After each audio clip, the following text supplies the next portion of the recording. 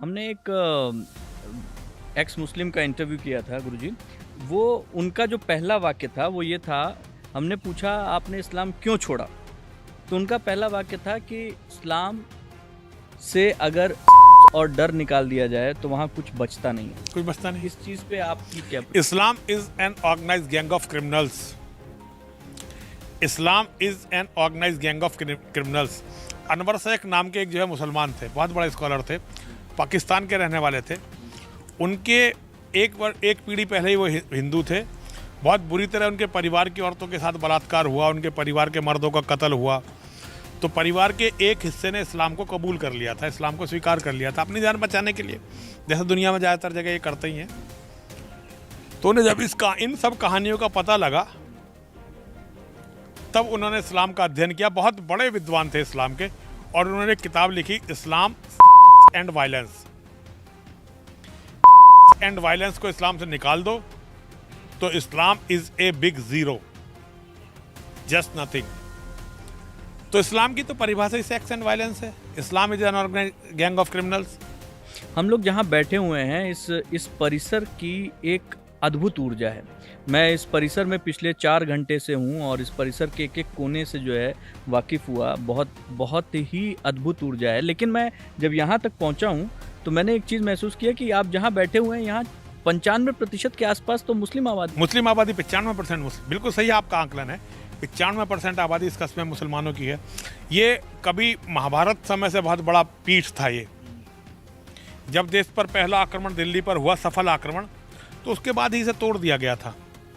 ये जो आप अभी मंदिर देख रहे हैं ये तो अपने अवशेषों पर खड़ा हुआ मंदिर है, और अब से लगभग 250 साल जब औरंगजेब का शासन समाप्त हो गया उसके बाद इस मंदिर का पुनर्निर्माण हुआ है। भगवान परशुराम जी के द्वारा स्थापित यहाँ शिव मंदिर है। माँ की पूजा बाद में शुरू हुई, शिव मंदिर ये पहले था, इसीलिए इसे शिव शक्ति धाम कहा जाता है।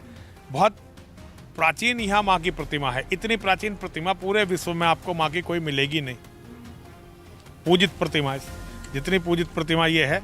और ये सबसे पुरानी प्रतिमा है। जब मंदिर ये तोड़ा गया था तो जब जो भी तत्कालीन पुजारी रहे होंगे उन्होंने माँ की प्रतिमा को इस तालाब में छिपा दिया था।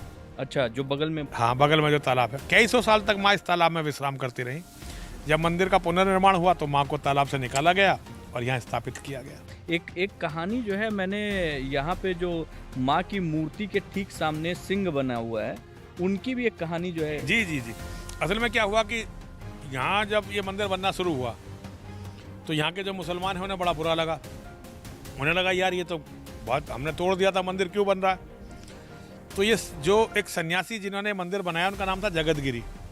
वो कहीं से आके यहाँ बैठे हुए थे, टीला हो गया था। ये आप देख रहे हैं, ये गर्भगृह जमीन से 14 फीट ऊपर है। कारण ये है कि यहाँ टीला बन गया था। तो वो टीले पे बैठ कर तपस्या कर रहे थे। माँ ने उन्हें स्वप्न में दर्शन दिए कि भाई तुम यहाँ मंदिर बनाओ मेरा। तो उन्होंने मंदिर बनाना शुरू किया। मुसलमान दिक्कत करने लगे तो एक शेर आने लगा था उनसे मिलने। अच्छा, बहुत दिन तक शेर आता रहा। हाँ, शेर बहुत दिन तक आता रहा और वो स्वामी जी के पास आकर ऐसे ही बैठ जाता था। तब लोगों को, मुसलमानों को डर हुआ। फिर यहाँ मंदिर बनना शुरू हुआ। मंदिर बनता रहा, शेर देखता रहा। जब ये मंदिर पूर्ण हो गया तो शेर ने यहीं पर समाधि ली। वो यहीं मारा गया, यहीं उसने अपने प्राण छोड़े थे, जहाँ ये उसकी शेर की अब प्रतिमा है, यहाँ पत्थर की प्रतिमा। शेर ने जब प्राण छोड़ दिए थे तो उसके बाद जगतगिरी जी महाराज ने जीवित समाधि ली थी। उनका संकल्प था ये मंदिर पूरा हो जाएगा तो जीवित समाधि लूंगा। उनकी समाधि यहीं बनी हुई है। तो जगतगिरी जी महाराज ने जीवित समाधि यहाँ पर ली हुई है। तो ये बहुत ही अद्भुत मंदिर है। यहाँ आप माँ से जो कहेंगे माँ पूरा करेंगे। आप माँ से जो अपनी मनोकामना कहेंगे माँ वो मनोकामना पूरा करेंगे।